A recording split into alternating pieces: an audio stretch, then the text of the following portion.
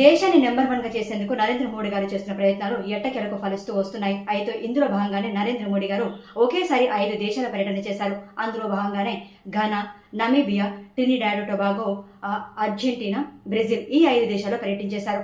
అయితే ఘనాలో పర్యటించినప్పుడు నరేంద్ర మోడీ గారికి ఘనాలోని నేషనల్ అత్యున్నత పురస్కారం కూడా అందజేశారు. అత్యంత ఘన స్వాగతాలు పలికారు ఘనా దేశంలో. ఆ తర్వాత ట్రినిడాడ్ టొబాగోలో కూడా అత్యున్నత పురస్కారం అందజేశారు.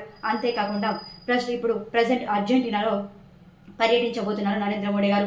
ఇప్పుడు ప్రజెంట్ నరేంద్ర మోడీ గారికి దాదాపుగా 24 దేశాల నుంచి అత్యున్నత పురస్కారాలు లభించాయి. ప్రపంచంలోనే 24 పురస్కారాలు అందుకున్న ఏకైక వ్యక్తిగా నరేంద్ర మోడీ గారు చరిత్రకెక్కారు. మోడీ గారు చేసిన ఈ ప్రయత్నం ఫలించాలని భారతదేశం ప్రపంచంలోనే ఒక నెంబర్ 1 దేశంగా నిలబడాలని మనం కోరుకుందాం. మీ ఇంట్లో మీ సోఫాపై కూర్చొని ఈ కంటెంట్ చూస్తున్నారు అంటే, ఈ కంటెంట్ మీ వరకు చేరుకోగలిగింది అంటే దీని వెనకాల ఎంత శ్రమ ఉందో ఓసారి అర్థం చేసుకోండి. ఈ కంటెంట్ మరికొంతమందికి షేర్ చేయడానికి ట్రై చేయండి.